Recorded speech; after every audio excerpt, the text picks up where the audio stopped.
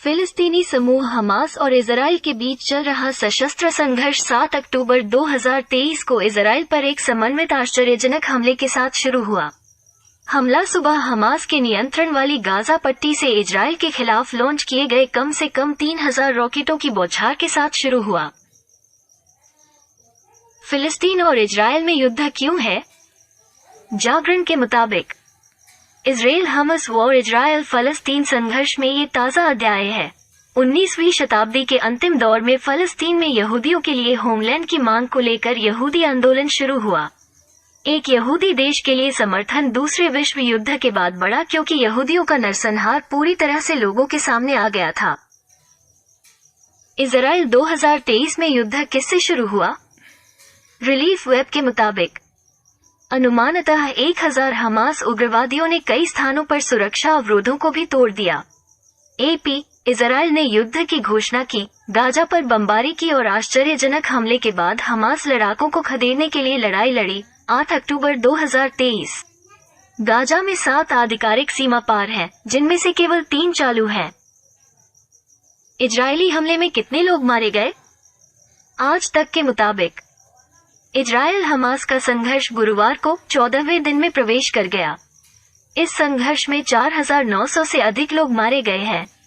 फिलिस्तीनी health authority ने गुरुवार को कहा कि स्थानीय समयानुसार दोपहर के 2 बजे तक संघर्ष में कुल 3540 फिलिस्तीनी मारे गए थे, जबकि 13300 से अधिक अन्य घायल हुए थे। इजराइल ने कितने देशों पर आक्रमण किया? भास्कर के मुताबिक इसके बाद इजराइल कई मुस्लिम देशों के निशाने पर भी आ गया था। आत्मरक्षा के लिए इजराइल ने अपनी पूरी ताकत खुद को मजबूत करने में झोंक दी थी। साल 1967 में 8 देशों से सिर्फ 6 दिन में ही जंग जीत ली थी इजराइल ने। क्या भारत इजराइल या फिलिस्तीन का समर्थन करता है? नवभारत टाइम्स के मुताबिक यह मुश्किल समय में इजराइल के साथ दिखाई गई एकजुटता थी, जबकि भारतीय विदेश मंत्रालय के प्रवक्ता ने साफ कहा कि वो संप्रभु एवं स्वतंत्र फिलिस्तीन के लिए अपने समर्थन में विश्वास करते हैं। फिलिस्तीन और इजराइल में कितने लोग मारे गए? आज तक के मुताबिक हमास से 14 दिन की जंग में इजराइल और फिलिस्तीन के बीच युद्ध में 4000 से ज्यादा लोग मारे गए हैं। 2023 में कितने फलस्तीनी मारे गए? अल जजीरा के मुताबिक फिलिस्तीनी स्वास्थ्य अधिकारियों के अनुसार हमले में कम से कम 3785 लोग मारे गए हैं। इजराइल ने भारत को क्या दिया? जी बिजनेस के इजराइल कितना मजबूत देश है? आज तक के मुताबिक इजराइल को आर्थिक रूप से बेहद मजबूत देश माना जाता है।